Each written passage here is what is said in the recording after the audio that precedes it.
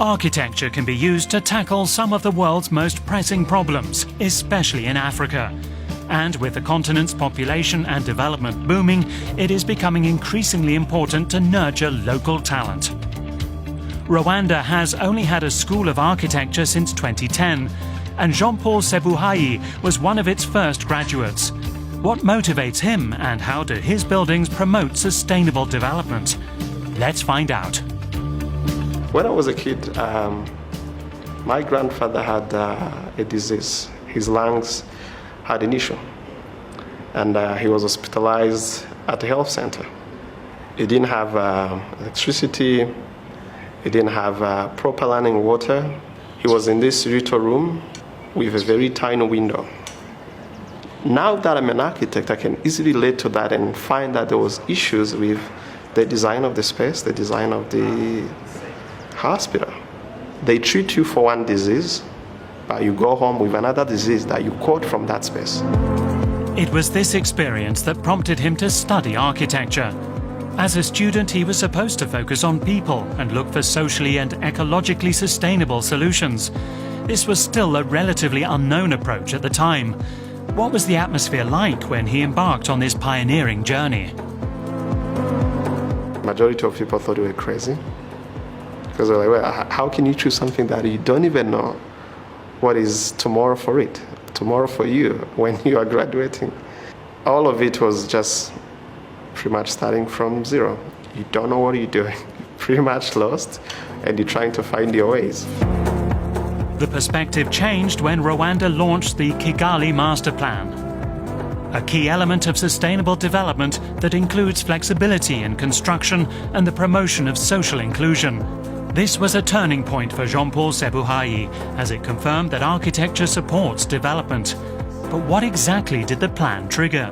That was more of something that gave me the courage again to say, you did not make the wrong choice, you've made the right choice, because your country needs you, your services are going to be very important to the development of your country and your people at the same time. This is our material library. And we have materials, construction materials, because investing in local people to make tiles like this one, first of all, there's like economic impact. When you do this, this person hires other people to manufacture more tiles. That money stays within the community instead of buying things from abroad. Having grown up with poorly designed public buildings, Jean-Paul Sebuhayi knows how they affect health. That's why he designed spaces that serve the community. For the past 11 years, he has been managing projects around the world for the Mass Design Group in Kigali. But is it possible to respond to people's specific needs in every project? It's all about you finding the true meaning of what you're doing. And to me, this is that meaning. At MAS, Jean-Paul Sebuhayi specializes in designing impactful community-oriented projects, such as schools, hospitals and public spaces, all with a focus on sustainability and human dignity. One of his most important projects is the maternity waiting village in Malawi. Here, architecture solves specific cultural needs by providing a safe place for expectant mothers. But what exactly makes this project so valuable? Pregnancy is not a sickness. These mothers are moving from their homes to come to another home. They're not coming to the hospital, they're not being hospitalized because they are not sick. So they come to this home, they wait. It's as if you were to stay in your home, right? I remember like 2 years after the project was completed, I went back there. They were in these courtyards, dancing their traditional songs. You know, the vibes were much more positive.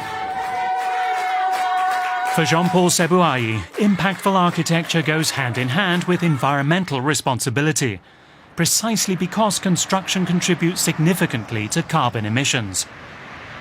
Close to 40% of the carbon emitted comes from the construction industry. So these shiny buildings we see, these shiny buildings we create, we are creating something looking nice on one hand, and on the other hand, we are destroying our future. Who's going to live in those buildings when this planet will no longer have a life. That's why he integrates sustainable practices into all projects, starting with the designs to be planned as low impact. For example, at the Rwanda Institute for Conservation Agriculture, care was taken to power the campus with solar energy, collect rainwater and recycle wastewater. The buildings are strategically positioned so that they are naturally ventilated, which reduces mechanical cooling and saves energy. Attention has also been paid to soil conservation in the design of the landscape, reflecting a commitment to sustainable agriculture. Honestly, if the work I do wasn't solving problems that my people go through, I should be somewhere else. Maybe I should have gone back and became a priest, serve another purpose in life. Despite his initial skepticism about the effectiveness of architecture, Jean-Paul Sebuayi is now convinced that it is the right tool for change. From his office in Kigali, Rwanda, he effectively combines his practical knowledge with innovative building solutions. Each of his projects reflects his commitment to shape the future as an architect.